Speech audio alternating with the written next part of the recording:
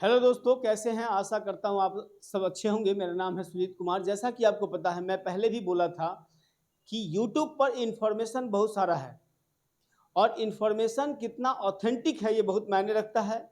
इसीलिए मैं बार बार कहता हूँ, मेरे चैनल को सब्सक्राइब कर लीजिए, मैक्सिमम लोगों तक बढ़ाने की कोशिश कीजिए, क्योंकि मेरा चैनल का उद्देश्य है कि आपके पास ऑथेंटिक चीज़ें प्रोवाइड कराना।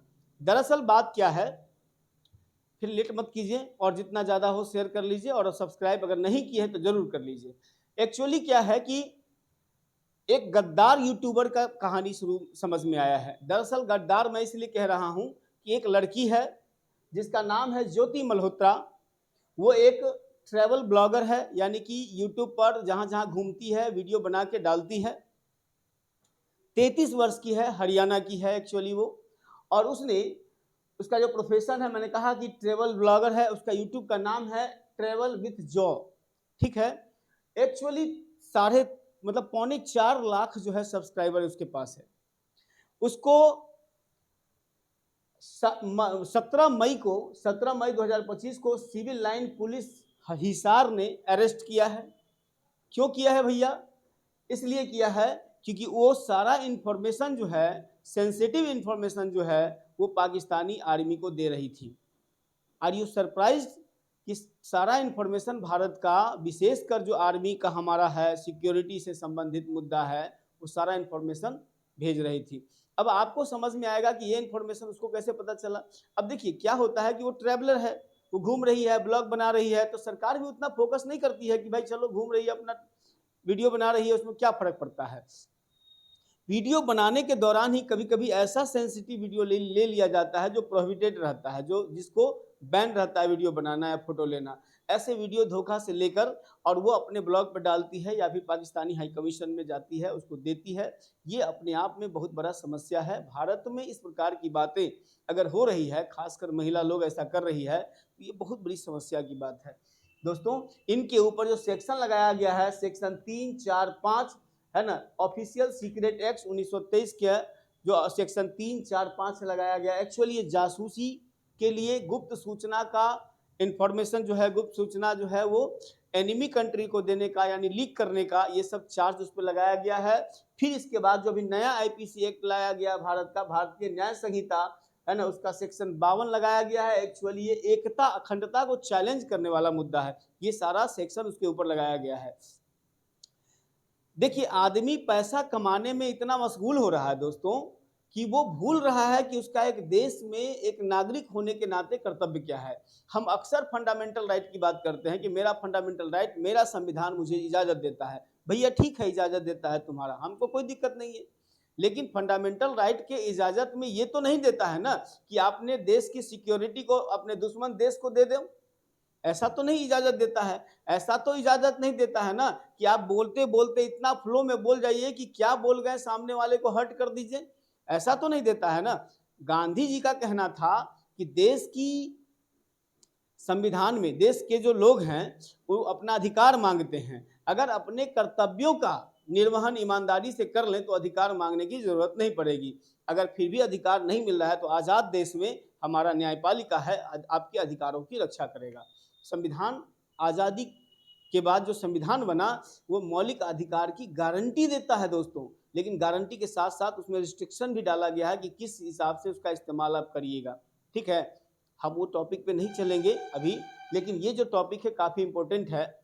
दरअसल क्या हुआ है, हिसार जो पुलिस है उसको अरेस्ट किया है और सेक्शन लगाया इसने कि भाई इसने जासूसी का, गुप्त सूचना को लीक किया है। इसके साथ साथ इसने एकता अखंडता को चैलेंज किया है। आईपीसी जो नया भारतीय न्याय संहिता का सेक्शन 152 लगाया गया उसके ऊपर। अब क्या है कि ये इसका खेल समझिए। पाकिस्तान हाई कमीशन के में काम करने वाला एक व्यक्ति है, आईएसआई का एजेंट है एक्चुअली वो दानिश के संपर्क में 2023 में आती है। देखिए एक्चुअली क्या है कि आदमी अपने मतलब पैसा के लिए कुछ भी कर रहा है यार, हमको समझ में नहीं आ रहा है कुछ।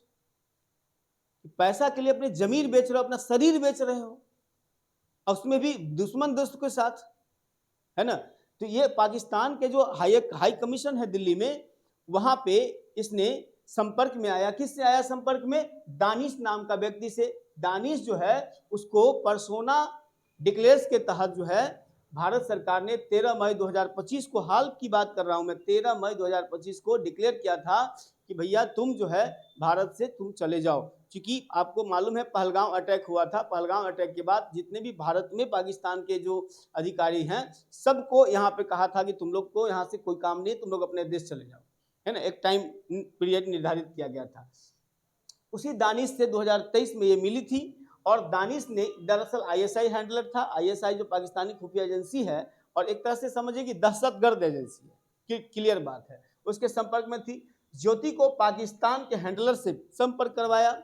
वो जो दानिश है वो ज्योति को न केवल अपने संपर्क में तो लिया ही, इसके साथ साथ पाकिस्तान के और सारे हैंडलर्स हैं जो पाकिस्तान आर्मी के लिए में इन्वॉल्व हैं, आईएसआई का एजेंट है, उससे संपर्क करवाया।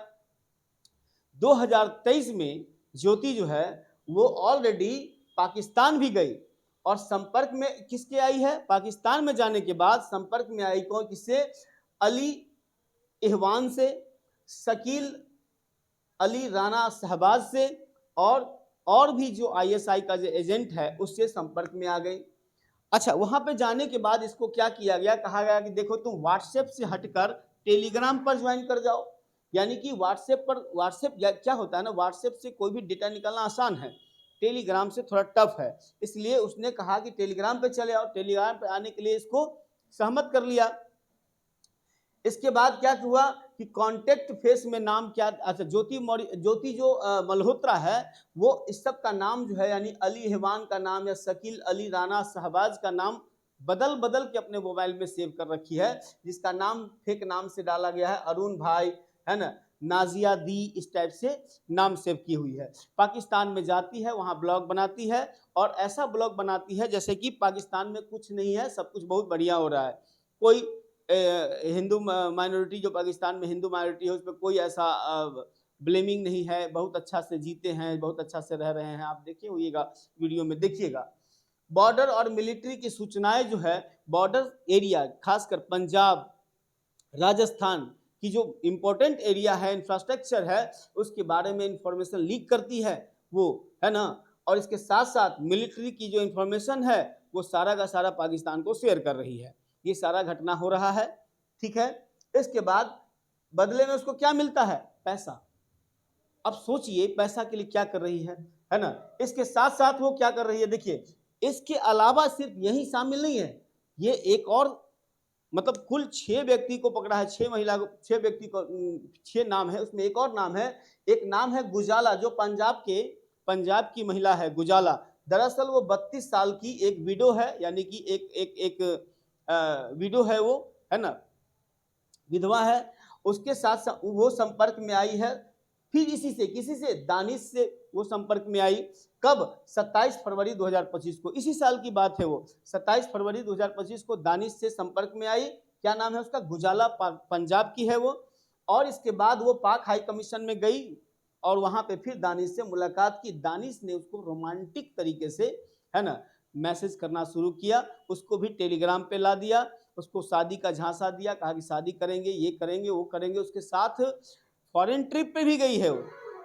आप समझ लीजिए ज्योति मल्होत्रा का भी फॉरेन ट्रिप है पाकिस्तानी एम्बेसी के लोगों के साथ या पाकिस्तानी हैंडलर के साथ, आईएसआई के हैंडलर के साथ। आप सोचिए कि कोई भी आदमी विदेश में गया हो, है ना, घूमने गया हो, और वो भी पाकिस्तानी आईएसआई एजेंट के साथ, ऐसे अछूते तो नहीं रही होगी वो, ये तो प्रैक्टिकल बात है ना। और उसके बाद वो घूम के आई है, इतना रोमांटिज्म के साथ आई है, अपनी जिंदगी को बेहतरीन बनाने का सौदा करके आई है ना। किसके बिहाफ पे? देश को बेचने के बिहाफ पर, अपने जिंदगी को बेहतरीन बनाना और मैक्सिमम रुपया कमाना। क्या तुमको मिल गया यार? 4-5 लाख रुपया मिल गया होगा, 10 लाख मिल गया होगा, 50 लाख मिल गया होगा। तुम जिस देश में रहती हो, नमक हरामी वाला काम किए हो तुम। ऐसे लोगों को सीधा गोली से उड़ा देना चाहिए। इस मामले में कोई कंप्रोमाइज नहीं। सरकार के पास जो है सारी व्यवस्थाएं हैं। ये लोग, खासकर महिला, मातृ शक्ति हमारे देश में, समाज में कहा गया है कि पुरुष अपना ईमान बेच तो देता है, महिला नहीं बेचती है, ऐसा कहा गया है शास्त्रों में। लेकिन अब ये शास्त्र की बात शास्त्र में रह गई। आज के डेट में जो ये घटना हो रही है, ज्योति मल्होत्रा का हो या गुजाला का हो या अन्य 6 जो अभी पकड़े गए हैं हाल फिलहाल में, उन सब के साथ जो घटना हो रही है वो यही है कि अपने पैसे के लिए, अपने शारीरिक भूख के लिए। अब सोचिए आप कि शारीरिक भूख तो मिटाया इसने, दानिश के साथ इसका संपर्क बनाया, हम बिस्तरी भी हुआ, सब कुछ हुआ है इसका, और तब जो है ये भारत का इंफॉर्मेशन भी लीक की है। इसके अलावा दानिश को और भी महिलाओं से ये संपर्क करवा रहा था जो आईएसआई एजेंट के रूप में काम करे, है ना। इसके साथ साथ अप्रैल 2025 में भी बीएसएफ का एक जवान पकड़ा गया था राजस्थान से, जो मिलिट्री का सेंसिटिव इंफॉर्मेशन जो है पाकिस्तान को शेयर कर रहा था। 2 और व्यक्ति पकड़े गए थे इसी साल 2023-24 में भी, जो भारत के मिलिट्री एयरबेस का इंफॉर्मेशन दे रहा था पाकिस्तान को। अब सोचिए इतनी वाहियात किस्म का काम किया जा रहा है, समझ से बाहर है। तुम कर क्या रहे हो यार, तुम्हारी शिक्षा कहाँ चली गई है? तुमको ये सब काम करने के लिए रह गया, तुम्हारे पास और कोई वर्क नहीं बचा हुआ है भारत में। अच्छा देखिए, पंजाब हरियाणा में ड्रग्स बहुत बड़ा बोलबाला है, इस सबका इस्तेमाल करके ड्रग्स का सप्लाई कर रहा है पाकिस्तान, कि पंजाब में ड्रग्स का सप्लाई करो, सारे युवाओं को नशीला बना दो, और फिर पाकिस्तान इस प्रकार से माहौल क्रिएट करे कि वो पंजाब का जो मतलब पाकिस्तान का जो पंजाब प्रांत है और भारत का जो पंजाब प्रांत है, दोनों मिला के खालिस्तानियों की बात कर रहा है वो। ये सब प्रोपेगेंडा चला रहा है। हमारे देश की जो जासूसी करने वाले लोग हैं, नमक हराम है, उसको समझ में नहीं आ रहा है चीजें। एनीवे, सरकार अभी तो पकड़ में आया है, सब देखते हैं क्या क्या होता है। इसके बाद काम क्या था इन लोगों का, जितने हैंडलर पकड़े गए हैं 6 गो, अभी उसका काम दिया गया। अभी तक तो जो इन्फॉर्मेशन है, पहले भी पकड़ाया गया, अभी बताया ही हम। ये लोग का काम क्या था कि पाकिस्तान के प्रति जो है सॉफ्ट नैरेटिव अपने ब्लॉग में, अपने यूट्यूब चैनल पर डालना कि भाई पाकिस्तान के प्रति जो आज जो नजरिया है वो ऐसा पाकिस्तान है नहीं, पाकिस्तान बहुत अच्छा देश है, बहुत अच्छा काम कर रहा है, इस टाइप से एक नैरेटिव बनाना। इसके साथ साथ बॉर्डर की सूचना को लीक करना, सेंसिटिव इंफॉर्मेशन मिलिट्री से, नेवी से या फिर जो एयरफोर्स का है वो सब का लीक करना, ये इसका मुख्य काम हुआ करता था। अच्छा, इसके बाद क्या है, इंपॉर्टेंस क्या है, ये इंफॉर्मेशन जो अभी पकड़ाया है ये इंपॉर्टेंस क्या है। देखिए, सोशल मीडिया का मिसयूज हो रहा है। सिंपल सी बात है कि सोशल मीडिया आपको अपने विचार को व्यक्त करने के लिए रखा गया, अपने देश को बेचने के लिए नहीं रखा गया है। आपने जिस प्रकार से ज्योति मल्होत्रा हो या गजाला हो जिस प्रकार का काम की है, वो देश को सोशल मीडिया के माध्यम से दुश्मन हाथों में बेच रही है। तो ये काम तो आपको फ्रीडम ऑफ एक्सप्रेशन नहीं है ना। भारत की संविधान में आर्टिकल 19 जो फ्रीडम ऑफ एक्सप्रेशन बताया है, इसका मतलब ये नहीं है कि आप देश की इंफॉर्मेशन को बेच दें, है ना, भारत की सेंसिटिव इंफॉर्मेशन को बेचे, भारत की एकता अखंडता को चैलेंज करने वाली गतिविधियों को आप आगे बढ़ाइए, ये तो आपका इजाजत नहीं देता है संविधान ना। इसके साथ साथ मिनिस्ट्री ऑफ एक्सटर्नल अफेयर यानी विदेश मंत्रालय ने मिनिस्ट्री ऑफ होम अफेयर यानी कि गृह मंत्रालय के साथ मिलकर इस पे काम कर रही है, सारा चुन रही है कि भाई कौन कौन ये सब काम कर रहा है, सबके ब्लॉग को जांच किया जा रहा है, सोशल मीडिया साइट को जांच किया जा रहा है, सारा काम एक्टिव हो गया है। इसलिए अगर आप लोग इस प्रकार का कोई भी पोस्ट डालते हैं तो आप सचेत हो जाइए, राष्ट्र सर्वोपरि है दोस्तों, अन्यथा जिंदगी का कोई मतलब नहीं है। दगेबाज इंसान जो होते हैं वो किसी का नहीं है, अपने बाप का नहीं है, वो सोचो, अपने बाप का नहीं है, वो जो पैदा किया उसका नहीं है, किसका रहेगा, है ना। इसके साथ साथ बीएसएफ आर्मी को भी ऑर्डर दिया गया है कि जिस इलाके का इंफॉर्मेशन ये शेयर की है उस इलाके में सर्विलांस को बढ़ा दिया जाए, गैदरिंग मिलिट्री का एक्टिव कर दिया जाए, पूरी सर्विलांस रखे, नजर रखे कि इस प्रकार का इंफॉर्मेशन कोई और तो नहीं काम कर रहा है ना। आज़ादी का ये गलत इस्तेमाल जो है दोस्तों, ये कतई बर्दाश्त नहीं हो सकता है। भारत के संविधान हमें आज़ादी दी है, हमें फ्रीडम दिया है, इसका कतई ये मतलब नहीं है कि इस फ्रीडम का मिस यूज करके अपने देश की एकता अखंडता को आप बर्बाद करें, बेचें। आपका दुश्मन, इसीलिए कहते हैं ना कि भारत की जो लड़ाई है वो सिर्फ पाकिस्तान से नहीं है, पाकिस्तान चीन परस्त भारत में बैठे लोगों से भी है।